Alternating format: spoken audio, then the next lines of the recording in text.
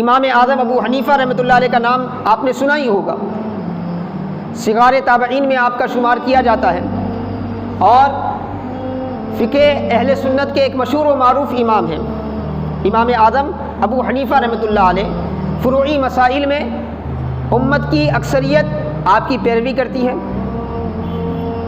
حضرت امام اعظم ابو حنیفہ رحمۃ اللہ علیہ کے سوانح نگار نے الگ الگ عربی میں جو آپ کی سوانح نگاری لکھی گئی اور بعد میں تراجم بھی اردو میں ہوئے ہیں، اس میں آپ دیکھ لیں، یہ واقعہ آپ کو مل جائے گا۔ حضرت امام اعظم ابو حنیفہ رحمۃ اللہ علیہ کے پڑوس میں ایک یہودی رہتا تھا، ایک یہودی رہتا تھا، اور رات میں جب آپ عبادت میں مشغول ہو جاتے تھے تو عمدن کیا ہے وہ آواز پکارا کرتا تھا، ڈسٹرب کرتا تھا۔ آج بھی آپ دیکھ رہے ہیں وجہ ہی نہیں بنتی، مسجد بند رہتی ہے، کوئی مسجد میں موجود بھی نہیں رہتا، پھر بھی بعض لوگوں کو مسجد کے سامنے آتے ہی ایسی کیفیت ہو جاتی ہے کہ ان کو ہوش نہیں رہتا، شیطان ایسا بھڑکاتا ہے ہوش ہی نہیں رہتا۔ تو عمدن ایسا آپ کے ساتھ کیا جاتا تھا، آپ ہمیشہ اخلاق سے پیش آتے تھے۔ ایک مرتبہ کچھ معاملہ ایسا ہو گیا کہ کوتوالی تک معاملہ چلے گیا، اور اس پڑوسی کو جو ہے نا قید ہو گئی، اس کو قید کر دیا گیا۔ جب اس کو قید کر دیا گیا اور حسب معمول آپ اپنی عبادت میں مشغول تھے، ان کی عادت تھی سرکشی کرنا، آواز پکارا کرنا، ہنگامہ کرنا، ان کی عادت تھی اپنے محبوب اپنے مولا کی یاد میں مشغول رہنا، یہ دونوں عادتیں اپنی جگہ تھیں۔ اب ایک رات آپ اٹھے، آپ نے قیام کیا، سب کیا،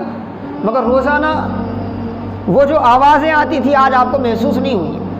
آپ عبادت سے فارغ ہو گئے، صبح ہوئی فجر کی نماز، اس کے بعد لوگوں سے پوچھا اپنے پڑوسی یہودی کے بارے میں کہ کیا ہے، کیا معاملہ ہے،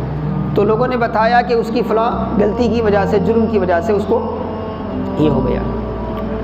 تو حضرت فوری کیا ہے کوتوالی پہنچے، پہنچ کر کیا ہے اپنی سفارش پر اس بندے کو کیا ہے قید سے آزاد کروایا، قید سے آزاد کروایا۔ اب اس کا اس پر اتنا اثر ہوا، وہ کہنے لگا کہ میں دن رات آپ کو تکلیف دیتا، دن رات آپ کو ایذائیں پہنچاتا، لیکن آپ نے یہ کیا میرے ساتھ سلوک کیا، یہ کیا معاملہ ہے؟ تو آپ نے فرمایا کہ معاملہ کچھ نہیں ہے، ہمارے آقا علیہ السلام کی تعلیم ہے، ہمارے پیغمبر علیہ السلام کی تعلیم یہ ہے کہ پڑوسیوں کے ساتھ اچھا سلوک کیا جائے،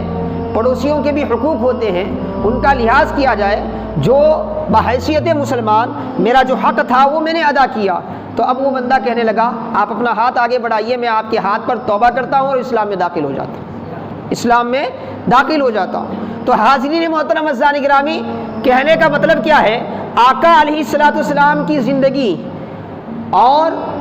آپ کے بتائے ہوئے تعلیمات میں ایسی پاکیزگی ہے، اگر اللہ کرے تو بڑے سے بڑے سرکش دل میں بھی ایمان کا نور پیدا ہو سکتا ہے، مگر شرط کیا ہے؟ شرط یہ ہے کہ ہم جو مسلمان ہیں، ہمیں اپنے مسلمان ہونے کی جو ذمہ داریاں ہیں ہم اس کو پورا کرنے کی کوشش کریں،